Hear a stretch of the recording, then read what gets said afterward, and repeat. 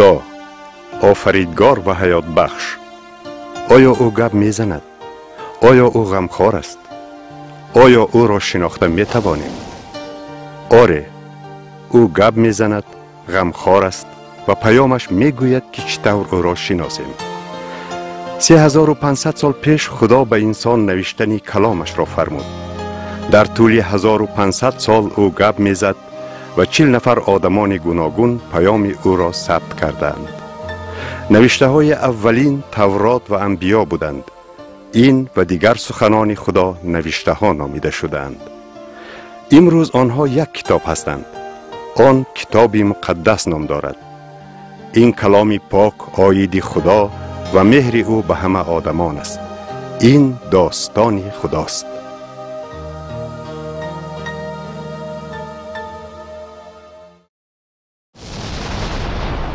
در ابتدا خدا آسمان و زمین را آفرید. زمین به شکل خالی و در فرای آب و تاریکی بود و روح خدا روی آب در پرواز بود و خدا گفت روشنایی شود و روشنایی شد. او دید که روشنایی خوب است و او روشنایی را از تاریکی جدا کرده آن را روز نامید و تاریکی را شب. و شام بود و صبح روز اول. پس خدا گفت فلک باشد تا آب پایان را از آب بالا جدا کند و خدا فلک را آسمان نامید و شام بود و صبح بود روز دوم. سپس او گفت آب زیر آسمان در یک جا جمع شود و خشکی نمودار شود و چنین شد. و خدا خشکی را زمین و مجموع آبها را بحرها نامید و خدا دید که این خوب است. و خدا گفت زمین نباتات و درختان میوه‌دار رویاند و چنین شد. و خدا دید که این خوب است. و شام بود و صبح بود روز سیوم. و خدا گفت نور پاشندگان در آسمان باشند برای علامتها، زمانها، روزها و سالها. و خدا 2 نور پاشنده بزرگ آفرید، آفتاب و ماه را. ستارگان نیز آفرید و او آنها را در آسمان ماند تا بر زمین نور پاشند. و خدا دید که این خوب است. و شام بود و صبح بود روز 4. و خدا گفت آب از جانورها پر شود و پرندگان بر زمین پرواز کنند. و خدا نهنگها و هر گونه پرندگان را آفرید و خدا دید که این خوب است. و آنها را برکت داده گفت بارور و افزون شوید. و شام بود و صبح بود روز 5. و خدا گفت زمین از جانوران پر شود. و خدا مخلوقات زمین، حیوانات وحشی و چارپایان و تمام خزندگان زمین را با وجود آورد. و خدا دید که این خوب است. و خدا گفت آدم را به صورت ما آفریم. و خدا آدم را از خاک زمین بسریشت و به دماغ وی روح حیات دمید و آدم جانی زنده شد. و خدا انسان را به صورت خود آفرید، آنها را مرد و زن آفرید. خدا انسان را آدم نامید، دیرتر آدم زن را حوا نام داد. و خدا گفت مرد والدان را ترک کرده با زن خود خواهد پیوست و یک تن خواهند بود. آدم و زنش برهنه بودند و شرم نمی داشتند. و خدا هر آنچه را آفرید دید که خیلی خوب است. و شام بود و صبح بود روز 6. و خدا در روز 7 از همه کارهای خود که کرده بود آرام گرفت. او این روز را برکت داد و مقدس گرداند. و خدا باغ در عدن بنیاد کرد. و خداوند خدا هر گونه درخت خوشنمود و خوشخور را از زمین رویانید. در مابین باغ 2 درخت بود، درخت حیات و درخت دانش نیک و بد. و خدا آدم را در باغ عدن گذاشت تا آن را نگاه و بین کند. و خدا با آدم فرمود از هر درختی که در باغ است خوردن گیر، غیر از درخت دانش نیک و بد. از میوه آن درخت نخور، روزی که از آن خوری حتما خواهی مرد. خدا مهرش را به آدم و حوا با دادن هر آنچه به آن نیاز داشتند نشان داد. او باز با آنها آزادی انتخاب را داد. خدا به اجداد ما امکان داد تا این امکانیت را عاقلانه استفاده برند. خدا خواست که آدم و حوا با احترام به امر یگانه او اطاعت کنند و میوه آن درخت را نخورند. دیگر همه چیز در اختیارشان بود. برای در آن باغ خوشحالانه زیستن، آدم و حوا می بایست به خرد خدا باور کرده با او اطاعت می کردند.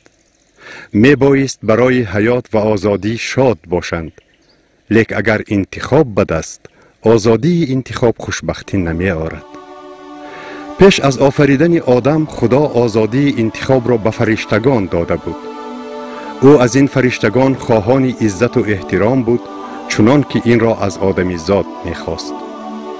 اکثر فرشتگان پیروی خدا را انتخاب کردند و تا امروز به آدمان یاری داده خواست او را اجرا می کنند. لیک بعضیشان انتخاب بد کردند. برای خود لوسیفر، فرشته زیباترین را راهبر انتخاب نمودند. غرور لوسیفر باعث شد که مقام بلندش را نزد خدا از دست داد. وی برای سرکشی از آسمان رانده شد، چون که به خدا ضدیت کرده در دل گفت: تخت خود را بالاتر از ستاره های خدا می گذارم. لوسیفر که باز چون شیطان معلوم است، خواهان پرستش است که تنها به خدا لایق است. شیطان آدمان را فریب می دهد و خود را چون فرشته نور ظاهر می سازد تا پرستش مردم را به دست آورد، اما فریب وی تنها درد و رنج می آورد. بنابراین خدا به لوسیفر گفت: تو به چاه دوزخ پرتافته خواهی شد. در باغ زیبای نو که منزل آدم و حوا بود، شیطان در شکل مار پیش حوا آمد. مار از همه حیوانهایی که خدا آفرید عیارتر بود و به زن گفت: آیا خدا حقیقتاً گفته است که از همه درختان باغ نخورید؟ زن گفت: از میوه درختان باغ خورده می توانیم، بغیر از میوه درختی که در مابین باغ است. خدا گفت که اگر خورید می میرید. مار به زن گفت: نه، نمی میرید، بلکه خدا می داند که روزی از آن خورید چشمانتان باز شده، چون خدا نیک و بد را خواهد دانست. شیطان پدری دروغ نام دارد. وی کوشید که حوا را فریب دهد و آید خدا به او دروغ گفت. زن دید که آن درخت برای خوراک خوب و نظر رباست و درخت دلپذیری دانش افزاست. او از میوه آن گرفته خورد و به شوهر خود نیز داد و او خورد و فوراً چشمانشان باز شد و روحشان مرد. آنها دیدند که لوچ هستند و خود را با برگ‌های انجیر پوشاندند و هنگام شنیدن آواز خدا که در سلقنی روز در باغ میگشت، آدم و حوا در میان درختان باغ پنهان شدند. چون برخلاف سخن خدا با خواست خود رفتار کردند، روحاً مردند و از دوستی خدا محروم شدند. و خدا به آدم گفت: کجایی تو؟ آدم جواب داد: چون آوازت را در باغ شنیدم ترسیدم، زیرا لوچ هستم و پنهان شدم. خدا گفت: کی به تو گفت که لوچ هستی؟ آیا از آن درختی که خوردنش را منع کردم خوردی؟ آدم گفت: زنی که به من دادی از آن میوه به من داد و من خوردم. و خدا به زن گفت: این چه کار است که کردی؟ زن در جواب گفت مار مرا فریب داد و من خوردم. و خدا به مار گفت از بس که این کار را کردی از همه حیوان ها لعنتی باشی. تو بر شکمت راه خواهی رفت و یک عمر خاک خواهی خورد. بین تو و زن دشمنی می اندازم و نسل وی تو را سرکوب خواهد کرد. در همین جا اولین اشاره به آن است که روز خدا نجاتکار خواهد فرستاد تا شیطان را شکست دهد. خدا به زن گفت رنجت را بسیار می کنم، با درد فرزند خواهی زایید و شوهرت بر تو حکمران خواهد بود. و به آدم گفت چون به زنت گوش دادی و از آن میوه خوردی زمین از باعث تو لعنتی شد. اکنون تمام عمر از زمین با رنج خوراک خواهی خورد. آن خار و خس برایت می رویاند. با عرق جبینت نان خواهی خورد تا دمی که به خاک برگردی. زیرا تو خاک هستی و به خاک خواهی برگشت. لباس از برگهای انجیر لوچی آدم و حوا را نپوشاند. از این رو خدا برای آنها از پوست حیوان پوشاک ساخت. خدا برای این حیوان را کشت. اینک از باعث آدم گناه و مرگ به دنیا داخل شدند. خدا هنوز پیش از آفرینیش نقشه داشت که بی اطاعتی آدمان را با مرگ بیگناه پوشاند. او میدانست که آدمان راهبری او را رد کرده خدای حیات خود شدن میخواهند. خدا این را گناه نامید. از روی مهر خدا خواست نجاتکار فرستد که برای بخشش گناه های آدمان خود را قربان کند. سپس خدا آدم و حوا را از باغ عدن راند و در باغ فرشتگان و شمشیر آتشباری چرخ زننده را گذاشت تا راه درخت حیات را نگهبانی کنند. از لحظه گناه آدم مرگ همه را فرا گرفت. اما در داستان خدا امید هست. هنگام حوا پسر زاید گفت مردی از خدا پیدا کردم و او را قابیل نامید. پس باز پسر زاید و او را حابیل نامید. و حابیل رمبان شد و قابیل زراعتکار. و در وقت معین قابیل از محصول زمین به خدا هدیه آورد، اما حابیل گوسفند آورد. خدا حابیل و هدیه او را قبول کرد، اما قابیل و هدیه‌اش را باشد نه. قابیل به خشم آمد و خدا از او پرسید چرا روح افتاده و خشمگین هستی؟ بعد خدا به او یادرس نمود که برای قربانی مرگ حیوان در کار بود. چنانه که برگهای انجیر آدم و حوا را نپوشاندند، محصول زمین نیز گناه را نمی پوشاند. حیوان را قربانی نکردن سرکشی قابیل را نشان داد. او خدا را نه آن طوری که خدا می‌خواست پرستش کرد. هدیه حابیل باوری به سخن خدا بود، هدیه قابیل چنین نبود. خدا در نوشته ها آشکار می کند که بی ریختن خون بخشش گناه نیست.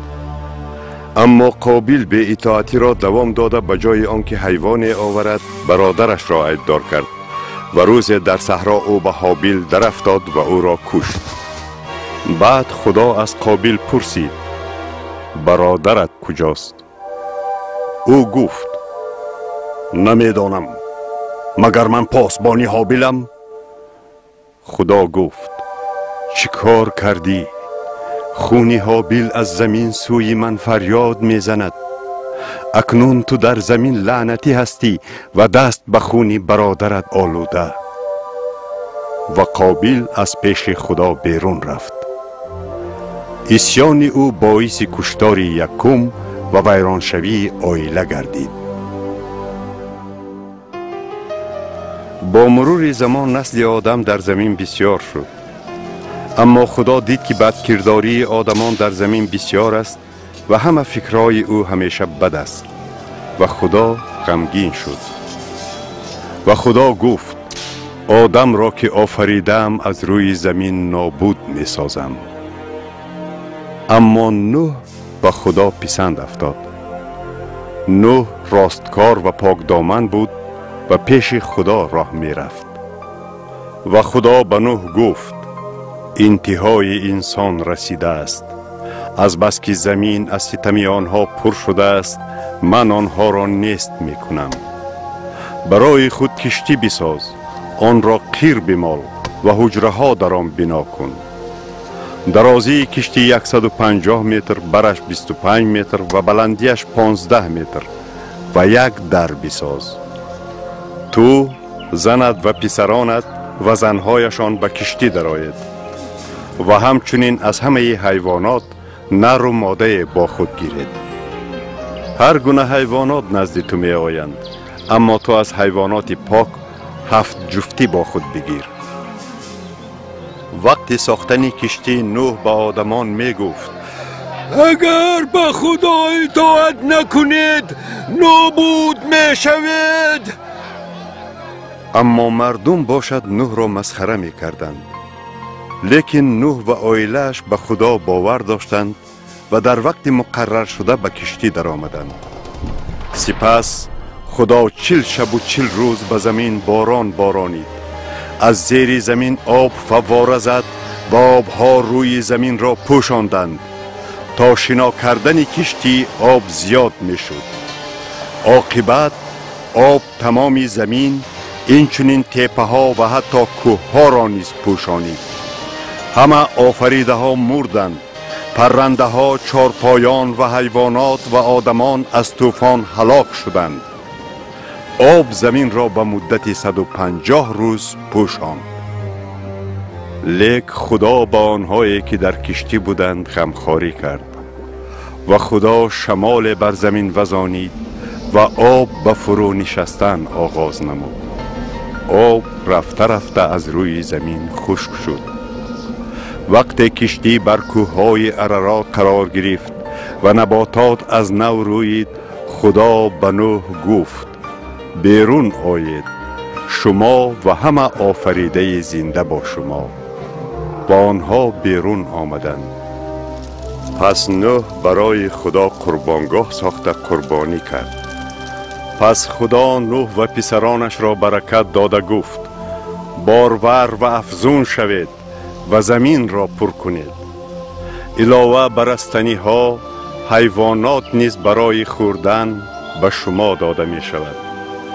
اما هر که آدم کشد باید کشته شود، زیرا آدم به صورت خدا آفریده شده است. بعد خدا گفت من عهد خود را با شما و با نسل شما برپا خواهم کرد. دیگر هیچگاه موجودات از طوفان هلاک نشوند. رنگین کمان را بر ابر میمانم تا علامت عهد من باشد. هرگاه بر زمین باران ریزد رنگین کمان را خواهید دید و من نیز آن را دیده عهدم را پاس خواهم داشت. نسلها بعد از نوح، هنگامی که آدمان هنوز یک زبان داشتند، به همواری در شرق نزدیک کوچ کردند و گفتند بیایید شهر و برج سازیم و نامی پیدا کنیم تا بر زمین پراکنده نشویم. این قرار بی اطاعتی به خدا بود، زیرا او گفته بود که زمین را پر کنند. باز این برج باید پرستشگاه آفتاب، ماه و ستارگان می شد. انسان نه آفریدگار بلکه آفریده او را پرستید.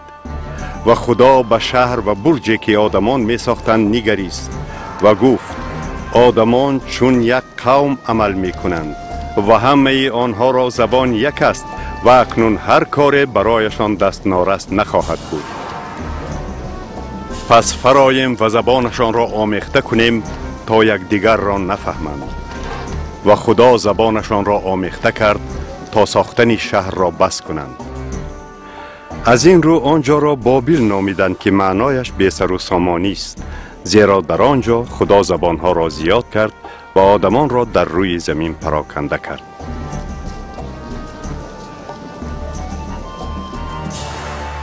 اینک 400 سال پس از طوفان بزرگ، خدا به ابرام نام مردی که در شرق نزدیک میزیست ظاهر شده فرمود: کشوری خود را ترک کرده سوی زمینی که به تو نشان دهم روانه شو.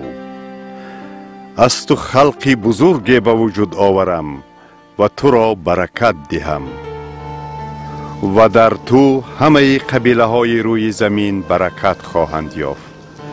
و ابرام چنانه که خدا فرمود روانه شد و به زمین کنعان رسید.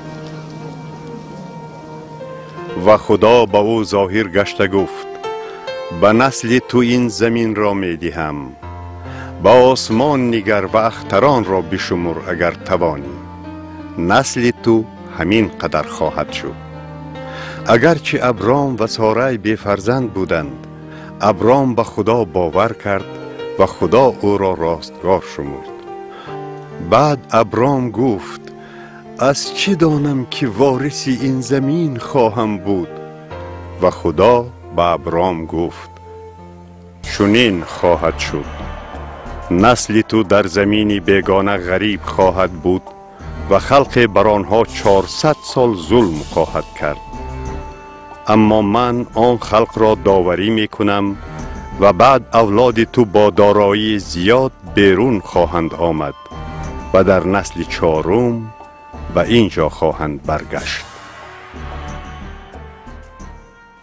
اما سارای زن ابرام نازای بود و او پیر شده بود. و سارای به ابرام گفت: التجا دارم با کنیز مصری من هاجر بخواب و من فرزندان او را از آن خود خواهم دانست. ابرام با سارای راضی شد. او امیدش را کند که خدا از زن خودش به وی کودک می دهد. و هاجر به ابرام اسماعیل را زایید. پس از 13 سال هنگام ابرام 99 ساله بود، خدا باز به وی گفت: من خدای قادرم، پیش من راه رو. اکنون نام تو ابراهیم باشد، یعنی پدری خلقهای بسیار، و نام سارای سارا، یعنی شاه دختر. وی را برکت دهم و او پسردار شود و خلقها از وی به وجود آیند. ابراهیم از خدا خواهش کرد: کاش اسماعیل پیش تو زیست کند. خدا گفت: آید اسماعیل تو را شنیدم، او را برکت می دهم، اولاد او را زیاد کرده از او خلق بزرگی به وجود می آورم.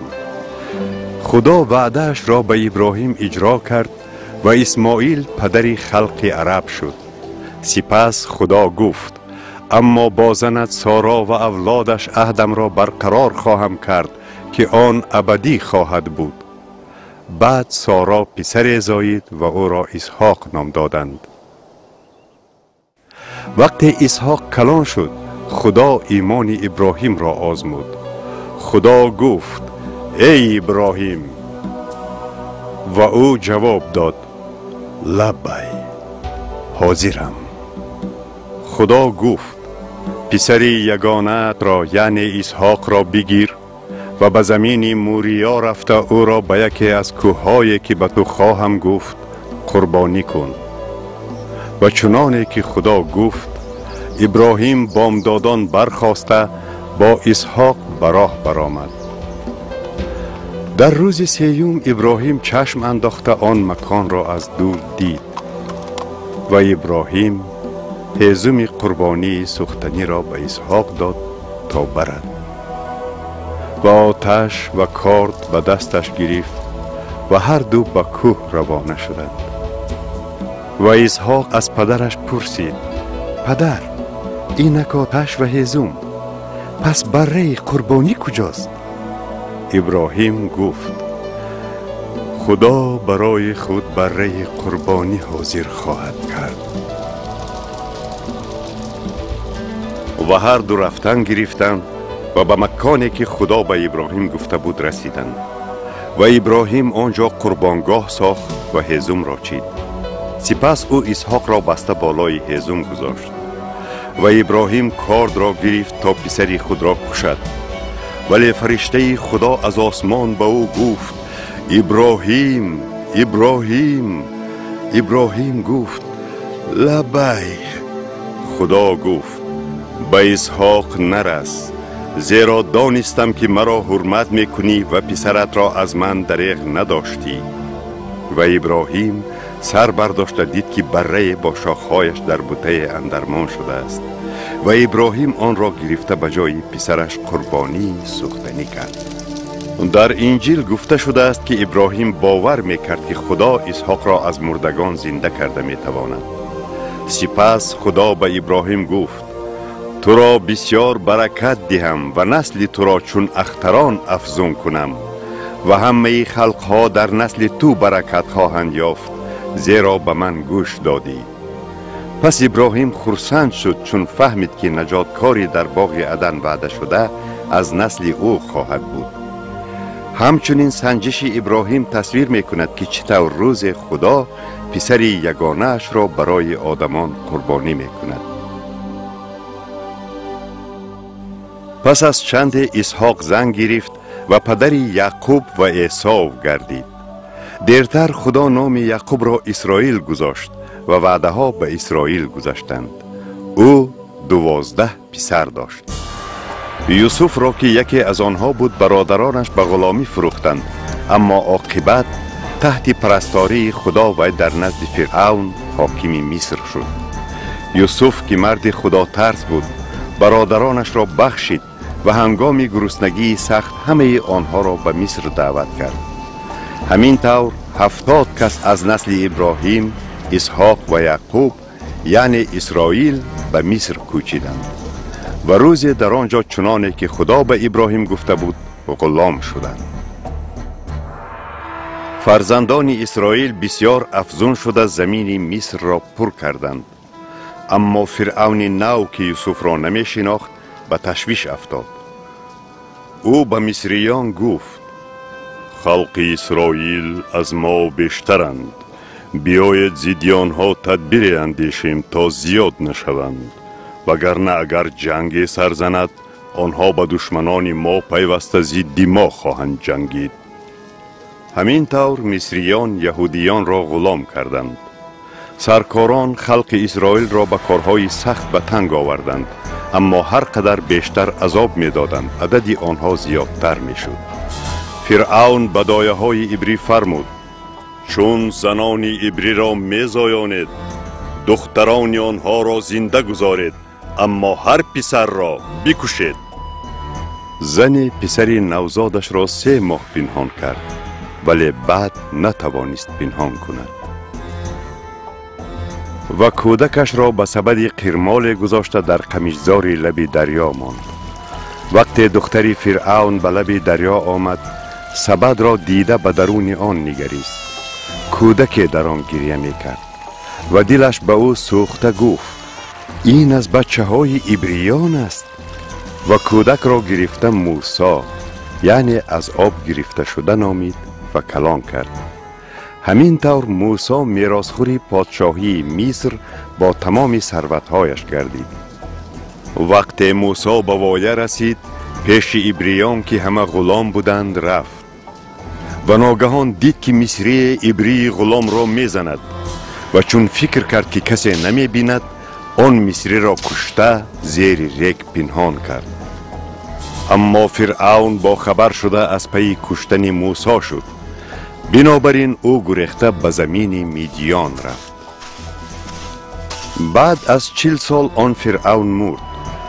عبریان از کار سخت فغان کشیدند و خدا فریادشان را شنید و عهدش را که با ابراهیم، اسحاق و یعقوب بسته بود به یاد آورد. موسی چوپان شد. روز او رمه‌اش را میچراند و فرشته خدا در علنگه آتش از بین خاربوته به وی ظاهر شد. خاربوته در آتش بود اما نمی سوخت. موسی گفت نزدیک رفته این منظره را بینم که چرا خاربوته نمی سوزد. چون نزدیک می شد خدا از بین خاربوته گفت موسی موسی. موسی جواب داد لبی. خدا گفت نزدیک نای، کفشهایت را کش، زیرا این جای مقدس است.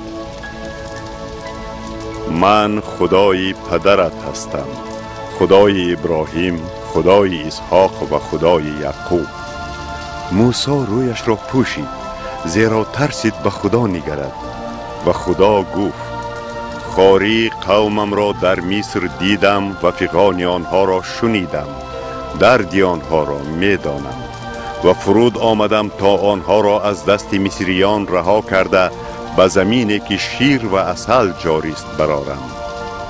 و الحال تو را نزد فرعون می فرستم تا قومم بنی اسرائیل را از مصر بیرون آوری. و موسی به خدا گفت من کیستم که به نزد فرعون رفته بنی اسرائیل را از مصر بیرون آورم؟ چون نزد بنی اسرائیل آمده گویم خدا مرا نزد شما فرستاد، آنها چی خواهند گفت؟ اسم او چیست؟ با آنها چی گویم؟ خدا گفت من واجب الوجود هستم، با آنها بگوی واجب الوجود مرا نزد شما فرستاد. و موسی گفت ای خداوند، من سخندان نیستم، من تو لوز قو هستم، لطفاً دیگر کس را فرست. و خدا گفت کیست که زبان به آدم داد؟ آیا نه من؟ برو، برادرت هارون سخنگوی خوب است، به واسطه او گپ زن. من به تو خواهم گفت که چی گویی و کنی. چون به مصر روی پیش فرعون معجزه خواهی کرد، ولی من دل ورا سخت خواهم کرد تا که قوم را روانه نکند. و به فرعون بگو خدا چنین میگوید نخست زاده من اسرائیل را روان کن و مرا پرستش کند، وگرنه من نخست زاده تو را میکشم. اینک موسی و هارون آمده به فرعون گفتند خدای اسرائیل چنین میگوید قوم مرا روانه کن. لیک فرعون گفت خدا کیست که به آوازش گوش داده اسرائیل را روانه کنم؟ خدا را نمی شناسم. موسی گفت خدایا چرا مرا فرستادی؟ من نزد فرعون از اسم تو سخن راندم، لیکن تو قومم را رها نکردی. خدا گفت من خداوند هستم و به ابراهیم، اسحاق و یعقوب با اسم خدای قادر ظاهر شدم. سپس خدا به موسی فهماند که در مصر او خود را چون نجاتکار ظاهر خواهد کرد و به مصریان نیز نشان خواهد داد که نه آفریده بلکه آفریدگار را پرستش باید کرد. و خدا به موسی و هارون گفت نزد فرعون روید و عصای خود را بر آبهای مصر دراز کنید. موسی و هارون آنچنان که خداوند فرمود کردند و تمام آب نهر به خون تبدیل یافت و ماهیانی که در نهر بودند مردند و نهر بدبوی شد و مصریان نتوانستند آب نوشند. و خدا به موسی گفت نزد فرعون رفته بگو خدا میگوید که قوم مرا روانه کن تا مرا پرستش کنند، وگرنه تمام مصر را با غوک‌ها ضربه میزنم. لیک فرعون راضی نشد و غوک‌ها زمین مصر را پوشاندند. آنها به خانه ها، حجره های خواب، تنورها و لگنهای خمیر مصریان در آمدند. فرعون موسی را خوانده گفت سوی خدا دعا کن تا غوک‌ها را دور سازد و من قوم را روانه می کنم. موسی چنین کرد، ولی چون احوال سبک شد فرعون دلش را سخت کرد چنان که خدا گفت. و خدا به سر مصریان بلاها می آورد. هر بار فرعون وعده می داد که خلق را روانه می کند، لیکن چون بلا می گذشت از گپش می گشت. و خدا چنگ را به پشه خاکی مبدل کرد و آنها آدمان و چارپایان را به تنگ می آوردند. و افسونگران مصر به فرعون گفتند این کاری خداست. بعد خدا مگس ها را بر فرعون و آدمانش فرستاد. باز وبای سخت فرستاد که همه چاروای مصر را نابود کرد و جز چاروای بنی اسرائیل. سپس موسی خاکستر را به آسمان پرتافت و ورم دنبالدار پیدا شده بر آدمان و چارپایان پهن شد. بعد خدا همه را آگاه کرد که به مصر ژاله سخت می باراند. هر که از کلام خدا ترسید نوکران و چاروایشان را در خانه ها جای داد. ولی هر کی به گپ خدا پروا نکرد، خدمتگاران و چاروایش را در صحرا ماند. و ژاله سخت با برق بود و در تمام زمین مصر هر آنچه را که در صحرا بود از آدمان تا چارپایان زد. فقط در زمین جوشن که آنجا بنی اسرائیل بودند ژاله نبود. سپس خدا بر مصر ملخ‌ها را آورد. آنها نباتات و میوه‌های را که از ژاله باقی مانده بود خوردند و هیچ سبزه بر درختان و بر نباتات باقی نماند. بعد خدا مدتی 3 روز به مصر تاریکی آورد که آن را حتی لمس کردن میشد. خلق چیزی را نمیدید و از خانه بیرون نمی رفت. لیک خانه های یهودیان روشنایی داشتند. فرعون هنوز راضی نبود خلق را روانه کند و به موسی گفت: از پیش من رو، روزی که باز روی مرا بینی خواهی مرد. موسی جواب داد: درست گفتی، روی تو را دیگر نخواهم دید. سپس خدا به موسی گفت: باز یک ضربه بر فرعون و بر مصر خواهم آورد. بعد از آن وی تمام خلق مرا از مصر روانه خواهد کرد. از این بلا هر نخست‌زاده در مصر می میرد، از نخست‌زاده فرعون که بر تخت است تا نخست‌زاده کنیزی که نزد آسیا است. و ناله عظیم در تمام زمین مصر خواهد بود که مثلش نشده است و دیگر نخواهد شد. باز خدا به واسطه موسی به اسرائیل گفت: برای هر خانواده بره گیرید. بره باید نرینه 1 ساله و بی عیب باشد. همه یهودیان بعد 4 روز بیگاهی آن را کشند و بنچه از زوفا گرفته در خون بره غوتانند و به بالادری و 2 پهلودری مالند و کسی از دری خانه خود تا صبح بیرون نرود.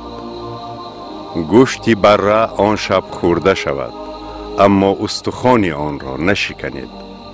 آن را با فطیر خورید، چون که این پیسه خداوند است. و من آن شب از زمین مصر گذشته هر نخست‌زاده را از آدم تا 4 پا می کشم و بر همه خدایان مصر داوری خواهم کرد. من خداوند هستم. و این خون علامت است بر خانه های شما و من خون را دیده از بالایتان خواهم گذشت و چون مصر را ضربه زنم آن آفت به شما نخواهد رسید. پس از این شما باید هر سال روزی خوردن فطیر را پیسه خداوند نامیده چون یادگاری جشن گیرید. و فرزندان اسرائیل رفته چنان که خداوند گفت به عمل آوردند. پس نصف شب این رخ داد. خداوند همه نخست‌زادگان زمین مصر را از نخست‌زاده فرعون تا نخست‌زاده اسیر و هر نخست‌زاده 4 پایان را ضربه زد. و فرعون و همه مصریان برخاستند و فریادی عظیم در مصر شد، زیرا خانه نبود که مرده در آن نباشد.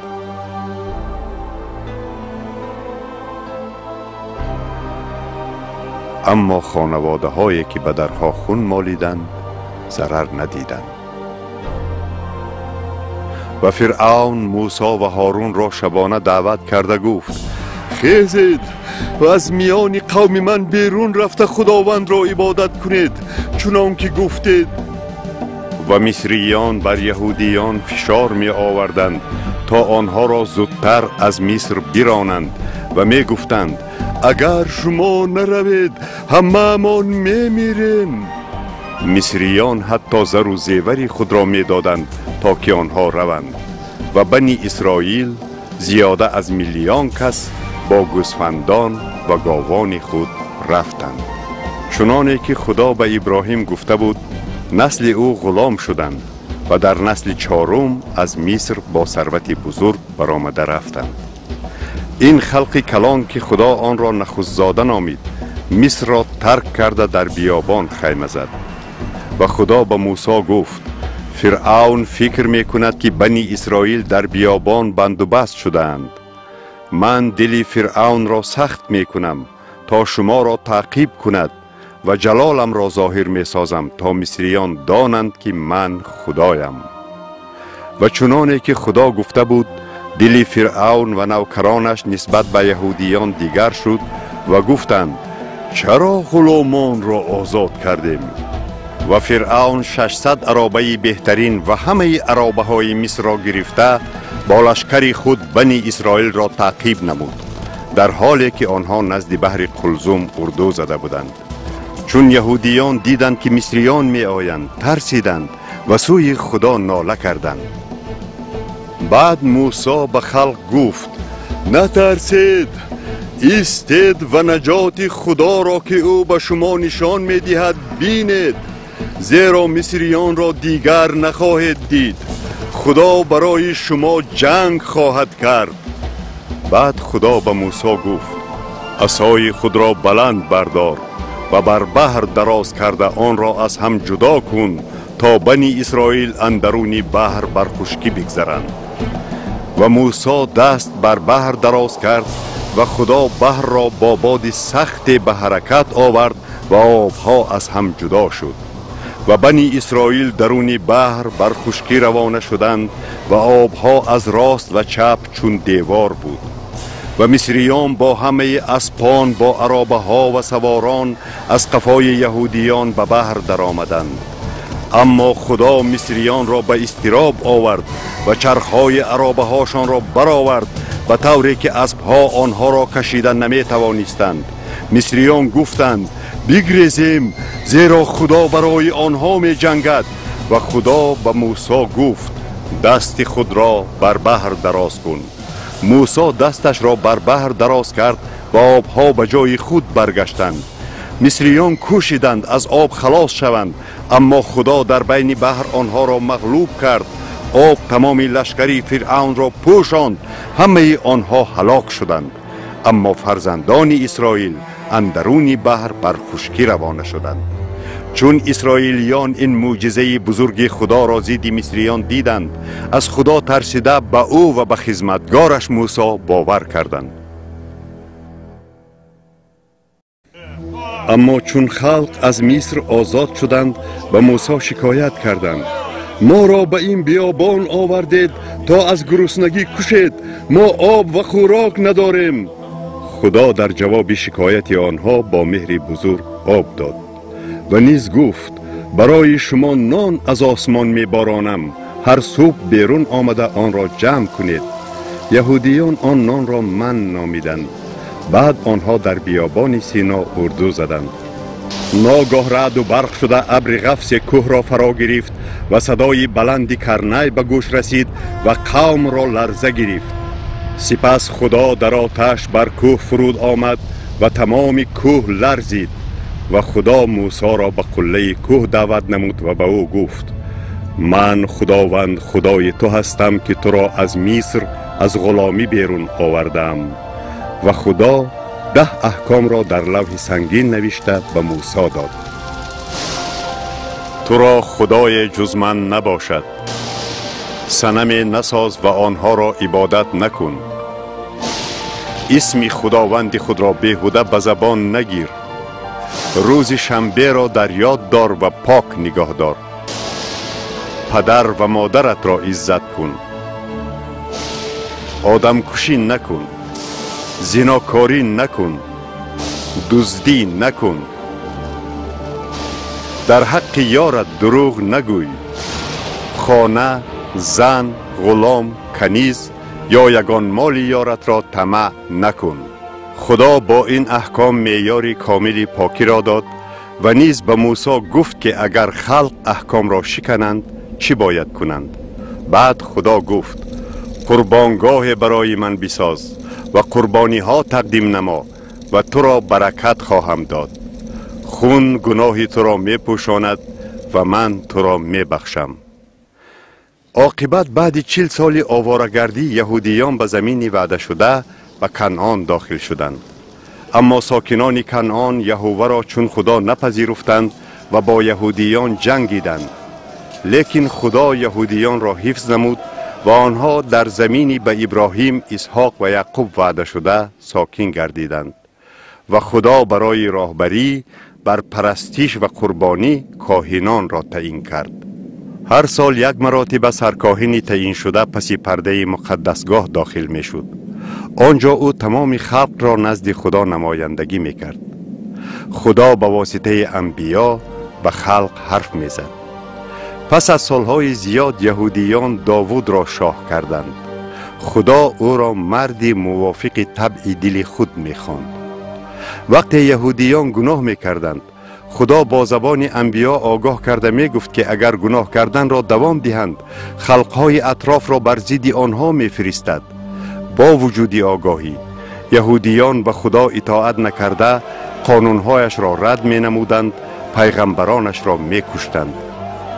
عاقبت بعد 800 سال بی اطاعتی، یهودیان از زمین خود به زمین اشور و بابیل به اسیری برده شدند. لیکن خدا به واسطه انبیا با آنها در اسیری هم گپ می زد. بعضی انبیا به توبه دعوت می کردند، بعضی عاید نجاتکاری آدمان پرگناه پیشگویی می کردند. میکای نبی زادگاه او را پیشگویی نموده طبیعت ابدی او را تصویر کرده است. از بیت لحم حکیم بر اسرائیل می براید و برآمد او از قدیم، از ازل است. خدا حتی از نسل شاه داوود بودن نجاتکار را آشکار نمود. ملاکی نبی گفت که خدا کسی می فرستد که آمدن نجاتکار را به مردم اعلان نموده به قبول او تیار می کند. زکریا گفته است: ای دختری سیان، پادشاه تو نزد تو می آید که عادل و صاحب نجات و حلیم است و بر خر سوار است. شاه داوود گفته است که دوستی نزدیک نجاتکار که همراهش نان می خورد با او خیانت می کند. زکریای نبی حتی نوشته است که بهای خیانت 30 ثقل نقره خواهد بود. با واسطه اشعیا خدا گفت که نجاتکاری می آمده رنج خواهد کشید و بر او توف خواهند کرد. داوود مرگش را تصویر کرده گفت که دست و پایهایش را سوراخ می کنند، لیکن استخوانهایش نمی شکنند. و او خواهد گفت: خدای من، چرا مرا ترک کردی؟ و اطرافیان او را مسخره کرده خواهند گفت: او باور داشت که خدا وی را خلاص می کند. داوود باز نوشته است: استخوانهای او از هم جدا می شوند و در تشنگی به او سرکا می دهند. لباس او را تقسیم می کنند و برای پیراهنش قرعه می پرتایند. اشعیا می گوید که بسیار کسان از دیدن سیمای معیب شده او حیران می شوند. در پیشگویی ها تصویر شده است که نسل داوود ساکنان اورشلیم به نجاتکار که نیزه‌اش زدند نگاه خواهند کرد. این پیشگویی ها چندین عصر پیش از آمدن نجاتکار نوشته شدند. بعد از 70 سال اسارت در بابیل، خدا گذاشت که قومش به زمین اسرائیل برگردد. تنها گروه برگشت، اما آنها نیز چون دیگر یهودیان تابع خلقهای دیگر بودند. 500 سال دیرتر، هنگام حکمرانی روم، 2 یهودی جوان از نسل داوود، یوسف و مریم، خواستند ازدواج کنند. اما پیش از عائله دار شدن، مریم از قوت روح پاک خدا حامله شد. بعد فرشته خدا در خواب به یوسف ظاهر شده گفت: یوسف، از گرفتن زن خود مریم نترس، زیرا کودکی که در اوست از روح القدس است. این کودک پسری خداست و چون زاده شود او را عیسی نام گذار، زیرا او قوم خود را از گناه نجات خواهد داد. و همه این موافق پیشگویی روی داد. باکره پسری خواهد زاید و او را ایمانوئیل خواهند نامید که معنایش این است: خدا با ماست. یوسف و مریم برای سرشماری به شهر بیت لحم آمدند و مریم پسر زاید که نامش را عیسی ماندند. موافق پیشگویی، عیسی در شهر بیت لحم از نسل داوود زاییده شد. در آن سرزمین همان شب چوپانان رمبانی می کردند. فرشته به آنها ظاهر شد و جلال خدا درخشید. آنها این را دیده ترسیدند. فرشته گفت نترسید، زیرا برای همه آدمان مژده می رسانم.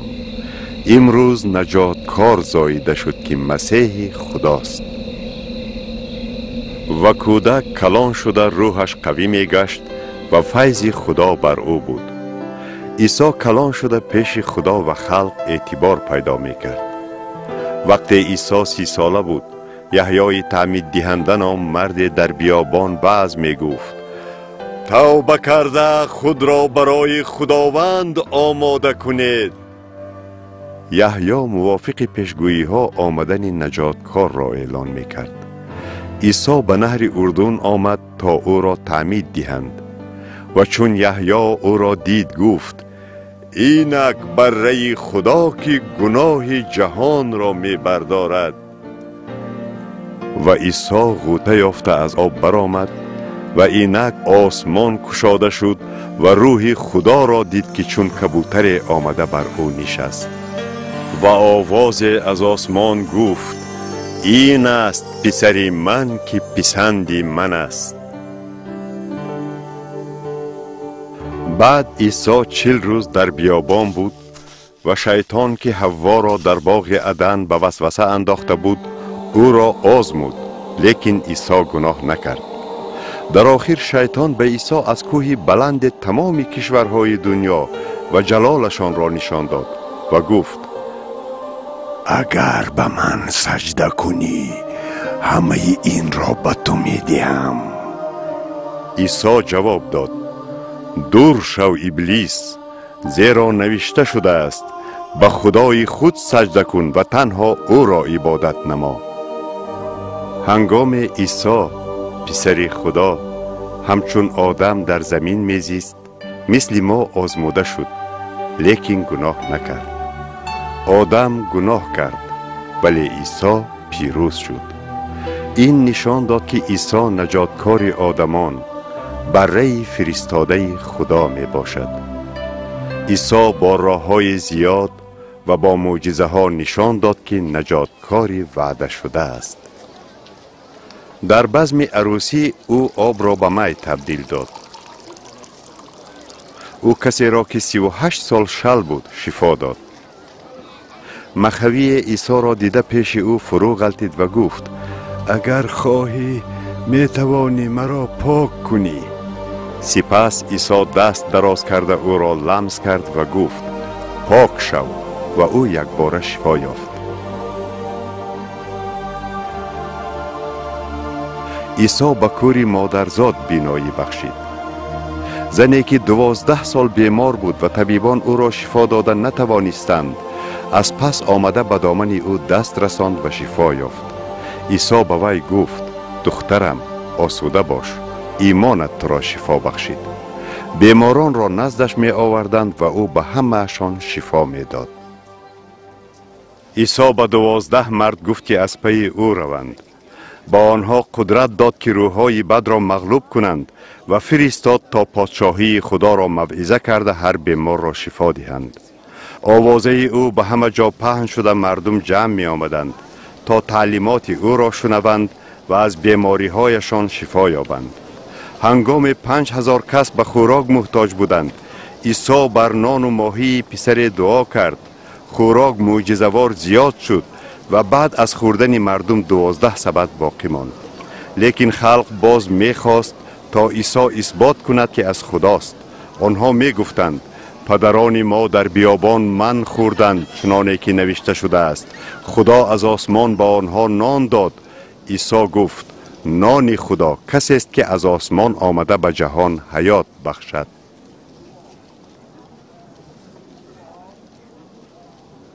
آنگاه گفتند همیشه این نان را به ما بده.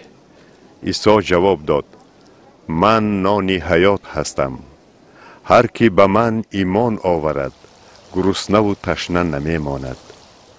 عیسی پیشگویی کرد که باید عذاب کشد و از طرف پیران، سرکاهنان رد و کشته شود و روز سیوم احیا شود. اکثر راهبران دینی و سیاسی تعلیم او را رد کردند. شب نیقودیموس نام فریسی برای دریافت راستی نزد عیسی آمد. عیسی گفت: گر از نو زاده نشوی پادشاهی خدا را نخواهی دانست.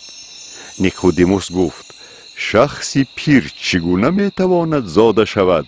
آیا از نو به بطن مادر درآید؟ عیسی جواب داد: آنچه از جسم زاده شود جسم است و آنچه از روح زاده شود روح است. حیران نشو، باید از عالم بالا زاده شوی. نیقودیموس گفت: چطور این ممکن است؟ عیسی او را سرزنش کرد که به دیگران عاید دین پند می دهد، اما خودش حقیقت‌های روحانی را نمی فهمد.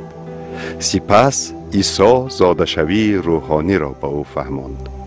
خدا جهان را چنان دوست داشت که پسر یگانه خود را داد تا هر کی به او باور کند حیات ابدی یابد.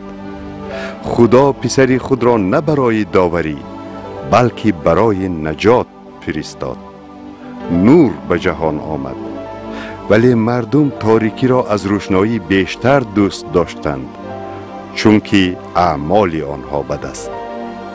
هر کی به پسر خدا ایمان آورد حیات جاودانی می یابد و هر کی ایمان نیاورد حیات را نخواهد دید و غضب خدا بر او خواهد بود. عاقبت نیقودیموس فهمید و باور کرد. عیسی به زن اجنبی گفت: هر که از آبی که من به وی می دهم نوشد هیچگاه تشنه نمی ماند، بلکه آن آب در وی چشمه آبی گردد تا ابد. زن گفت: من می دانم که مسیح می آید، چون او آید از همه چیز به ما خبر خواهد داد. عیسی به وی گفت: من که با تو سخن می گویم همانم. دیرتر عیسی به مردم گفت: کسی از پی من آید باید خود را رد کرده مرا پیروی کند. زیرا چی فایده دارد اگر کس دنیا را به دست آورد و به جانش زیان رساند؟ از طمعجویی احتیاط باشید، زیرا حیات آدم به فراوانی دارایی وی وابسته نیست. هر جا گنج شماست دل شما نیز آنجا خواهد بود. و سرکاهنان و فریسیان گفتند: پس چی کنیم؟ عیسی معجزات زیاده می کند. اگر او را چنین واگذاریم همه به او ایمان می آورند و رومیان قوم ما را می گیرند. همزمان عیسی با قدرت تعلیم می داد. روز عیسی به معبد آمده آنهایی را که سودا می کردند راند و گفت: نوشته شده است که خانه من خانه عبادت است، لیک شما آن را دوستخانه کرده اید. خواستی پدری من این است که هر کی به پسر باور کند حیات جاودانه داشته باشد و من در روز آخر وی را احیا خواهم کرد. لیکن بعضی از شما ایمان ندارند.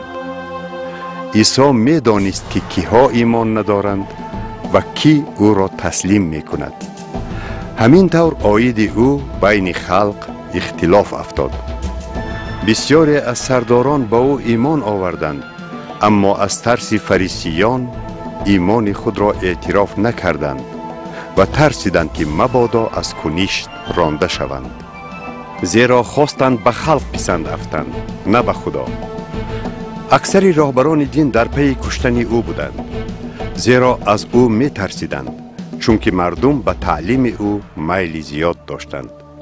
عیسی می گفت: من نور جهان هستم. هر کی مرا پیروی کند در تاریکی راه نپیماید، بلکه نور حیات را یابد. و به باورداران خود گفت: اگر در کلام من مانید حقیقتاً شاگردان من خواهید بود. شما راستی را خواهید شناخت و همین راستی شما را آزاد خواهد کرد. اگر پسر آزاد کند به راستی آزاد هستید. من در هستم، هر که از من داخل شود نجات می یابد. من چوپان نیکم که جانم را بهر گوسفندان می دهم. گوسفندانم به من اطاعت می کنند و من آنها را می شناسم و آنها مرا پیروی می کنند و من به آنها حیات جاودانی می بخشم و آنها تا ابد نابود نخواهند شد. بعد 3 سال خدمت عیسی به شاگردانش فرمود که خری جوانی سوار نشده را آورند. عیسی بر آن نشسته به اورشلیم روانه شد و توده آدمان برای کارهای بزرگی که دیدند خدا را حمد می گفتند. مبارک است پادشاهی که از نام خداوند می آید. صلح در آسمان و جلال در عرش اعلا باد. و چون عیسی به شهر نزدیک آمد بر حالش گریست، چون که مردم هنوز او را چون نجاتکاری وعده شده نمی شناختند. سپس شیطان به دل یهودا که یکی از شاگردان بود درآمد. وی با سرکاهنان مصلحت کرد که چطور عیسی را تسلیم می کند. آنها شاد گشتند و به وی 30 تنگه نقره دادنی شدند تا که عیسی را در وقت قلای دور از چشم مردم با آنها تسلیم کند. عیسی دانست که ساعت مردنش رسیده است و شاگردانش را برای جشن پسح جمع کرد. هنگام خوراک عیسی نان را برکت داده پاره کرد و گفت: گیرید، خورید، این بدن من است که برای شما شکسته می شود. این را به یاد من به جا آورید. او کاسه را گرفته شکر گفت و به آنها داد و همه نوشیدند. و به آنها گفت: این است خون من از عهد نو که بهر گناه های بسیار کسان ریخته می شود. لیکن به شما می گویم من دیگر از شیره انگور ننوشم تا روزی که با شما در ملکوت خدا می تازه نوشم. و گفت: دلتان غمگین نشود، به خدا ایمان آورید و به من نیز. در خانه پدرم حجره ها بسیار است. می روم تا بهرتان جای تیار کنم. چون تیار کردم آمده شما را می برم تا در آن جایی که من هستم شما نیز باشید. راه به آن جایی که من می روم به شما معلوم است. توما گفت: جای رفتنت را نمی دانیم، پس چگونه راه را دانیم؟ عیسی گفت: من راه، راستی و حیات هستم. تنها به وسیله من نزد پدر می توان رفت. آن بیگاه عیسی شاگردان را از روزهای مشکل آگاه کرده گفت: اگر جهان شما را بد بیند، دانید که آن اول مرا بد دید. هر کی مرا بد بیند، خدا را نیز بد می بیند. بعد از خوراک شام عیسی برای دعا به باغ گتسمانی رفت. شاگردان با او به آن جای خلوت رفتند. چون دعا کرد، سرکاهنان و پیران با چوب و شمشیر به جستجوی عیسی آمدند. یهودا که پیشتر با او خوراک می‌خورد راهنمایشان بود. او نزد عیسی آمده او را بوسه خائنانه کرد. چون عیسی من هستم گفته خود را شناسانید، توده آدمان عقب رفته به زمین افتادند. سپس عیسی گذاشت که او را بندند و به خانه سرکاهن برند. خادمان معبد او را مسخره کرده بر رویش توف می‌کردند. و روی او را پوشیده ترسکی می‌زدند و از او می‌پرسیدند: کنی بگو که تو را زد؟ بامدادان یهودیان او را نزد حاکم رومی پیلاتوس بردند و او را عیبدار کرده گفتند: این شخص قوم یهودی ما را ویران می‌کند. اما بعد پرسپاس عیسی پیلاتوس به سرکاهنان گفت: در این آدم عیب لایق قتل نیافتم. او را جزا داده آزاد می کنم. اما آنها با صدای بلند گفتند: او را در صلیب مخکوب کن، مخکوب کن. و پیلاتوس بهر قانع گرداندن خلق عیسی را قمچین کاری کرده فرمود که به صلیب کشند. سربازان رومی تاج از خار بافته به سرش نهادند و لباس ارغوانی به او پوشانده می گفتند: زنده باد پادشاهی یهودیان. و با مشتها می زدند. نهایت عیسی صلیب خود را برداشته به آن جایی که جای کاسه‌خانه سر و به عبرانی جلجاتا نام داشت روانه شد. در همان جایی که خدا به ابراهیم فرموده بود تا پسر یگانه‌اش اسحاق را قربانی کند، پسر یگانه خدا را مخکوب کردند. عیسی در صلیب گفت: پدر، آنها را ببخش، چون که نمیدانند چی میکنند.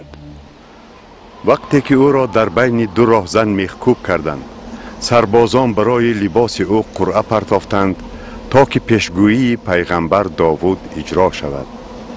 خلق 3 ساعت تماشا کرد. سرداران مسخره میکردند: دیگران را نجات میداد، اگر مسیح خدا باشد خود را نجات دهد. سپس زمین را 3 ساعت تاریکی فرا گرفت تا پیشگویی پیغمبر اجرا شود. خدا گناههای ما را بر او نهاد. بعد عیسی با آوازی بلند فریاد کرد: خدای من، خدای من، چرا مرا ترک کردی؟ عیسی چون دید که همه چیز انجام یافت، برای اجرایش نوشته گفت: تشنه‌ام. سربازان به او سرکا دادند و مسخره کرده می گفتند: اگر پادشاه یهودیان باشی خود را نجات ده. عیسی سرکا را چشیده گفت: اکنون اجرا شد. پدر، روح خود را به دستی تو می سپارم. سپس سرش را خم کرد و جان داد. چون مرد آفتاب تیره گردید، زمین جنبید و پرده قفس معبد دو پاره شد. افسر رومی همه این را دیده گفت: براستی این آدم پسر خدا بود.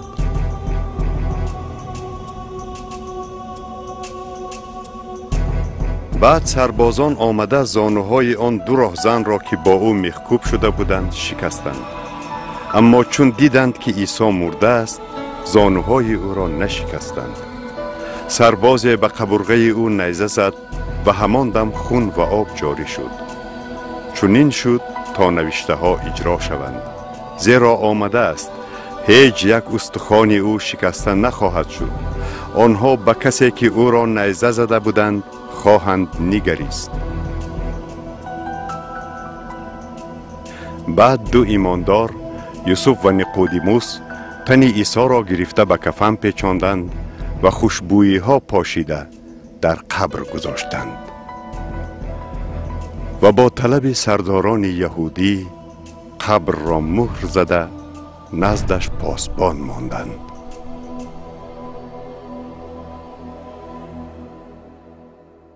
اینک بعد 3 روز زمین سخت جنبید و فرشته خدا سنگ را از در قبر دور کرد.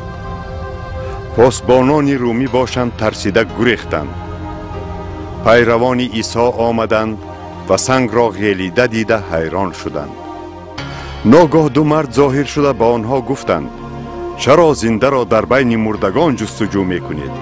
او اینجا نیست، او زنده شد. به یاد آورید او گفته بود که از جانب گناهکاران میخکوب می شود و در روز 3 زنده می شود. بعد به یادشان آمد. شام همان روز عیسی در بین آنها پیدا شده گفت: آسایشتگی بر شما باد. اما آنها ترسیده گمان کردند که روح می بینند. و او گفت: به دستها و پایهای من نگاه کنید، لمس کنید و بینید. روح گوشت و استخوان ندارد، چنان که در من هست. این است آنچه که به شما می گفتم که هر آنچه در تورات موسی و در صحف انبیا و زبور درباره من است باید به عمل آید. و گفت: چنین نوشته شده است و می بایست مسیح عذاب کشد و روز 3 زنده شود و به اسم او میان همه خلقها توبه و آمرزش گناه ها موعظه کرده شود. و شما این را دیدید. عیسی مسیح به آدمان زیاد ظاهر شد و خود را زنده نشان داد که این اثبات احیای او بود و به شاگردانش فرمود: در تمام عالم انجیل را موعظه کنید. بعد از گذشتن 40 روز عیسی شاگردان را جمع کرده به آنها گفت: چون روح مقدس بر شما فرود آید قوت خواهید یافت و در اورشلیم، و در تمام یهودا و سمریه و در تمام دنیا درباره من شهادت خواهد داد.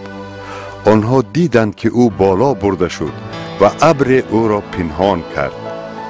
و دو مرد سفید پوش پیدا شده گفتند چرا سوی آسمان نگرانید؟ همین عیسی چطوری که او را سوی آسمان روانه دیدید همان طور خواهد برگشت. و پیروان عیسی موعظه کرده تعمید می دادند و به همه می گفتند که مسیح نجاتکار از مردگان زنده شد.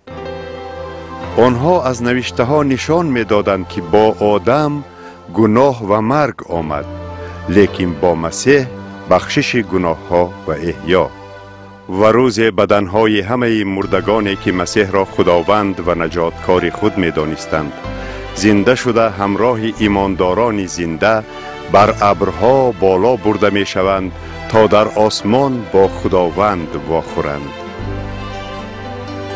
کلام خدا می گوید که آسمان گشاده شده، عیسی چون شاه پیروز داوری عادل به زمین خواهد برگشت. بر لباسش ثبت خواهد بود شاه شاهان و سروری سروران و لشکرهای آسمان بر اسبهای سفید از پیش می آیند. و چنانه که زکریا گفت عیسی بر کوه زیتون خواهد ایستاد و آن تقسیم خواهد شد و بر تمام زمین حکم خواهد راند.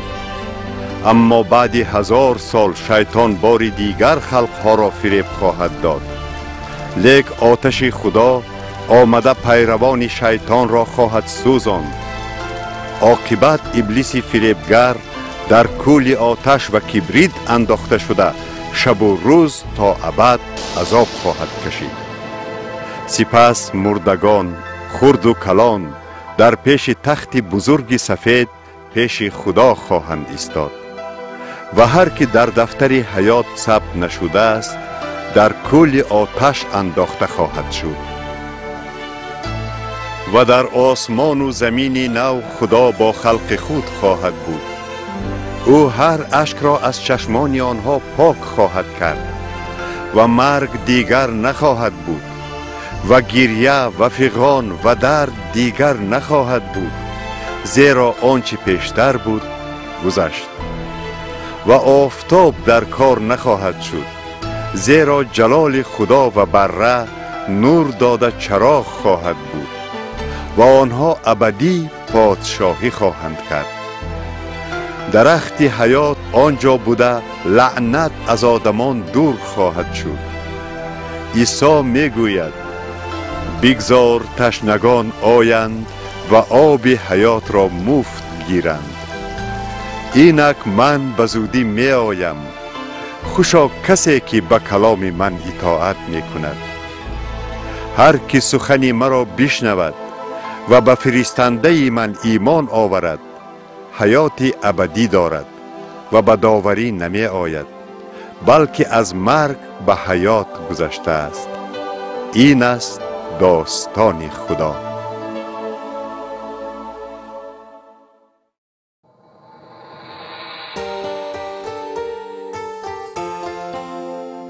چنانه که از صحیفه های این کتاب شنیدید، خدای آفریدگار و حیات بخش به هر یکی ما غمخواری می کند. شما نیز می توانید او را و نقشه عالی درجه او را دانید، اما خدا پاک است و با او موافق شرط هایش نزدیک باید شد. او می خواهد در حیات ما خدای یگانه باشد. مثل آدم و حوا همه ما گناه کرده کوشش کردیم که حیات خود را به خدا گذرانیم. نوشتجات می گوید اگر ما همه شریعت را اجرا کرده یکی را شکنیم پیش خدا عیبدار می شویم. بنابراین شما با دینداری و کارهای ثواب هیچگاه در نزد خدا سفید شده نمی توانید. شما گمراه و از خدا دور هستید. اما خدا این را می داند و شما را چنان دوست می دارد که پسرش را داد تا برای گناه های شما بمیرد. نوشته شده است مزد گناه مرگ است، لیک عطای خدا حیات ابدی است به واسطه عیسی. نجات عطا است، آن را هیچ کس با کارهای خود دسترس کرده نمی تواند. در انجیل عیسی به نیقودیموس می گوید که برای حیات ابدی باید از نو زاده شود. شما نیز باید روحاً از نو تولد شوید. از عیسی خواهش کنید که به حیات شما آمده گناههایتان را بخشد.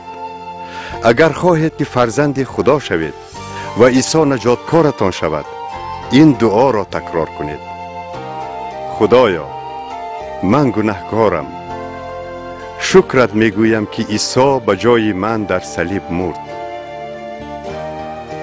اکنون میخواهم که عیسی خداوند و نجاتکار من باشد. ای خداوند، شکرت میگویم که دعای مرا شنیدی و به حیاتم وارد شدی. آمین. اگر آیین خدا بیشتر دانستنی باشد، باید 3 کار کنید. هر روز در دعا با خدا صحبت کنید. هر روز کتاب او را خوانید تا دانید که او به شما چی میگوید و به کلیسای دوستداران او و کلام او روید.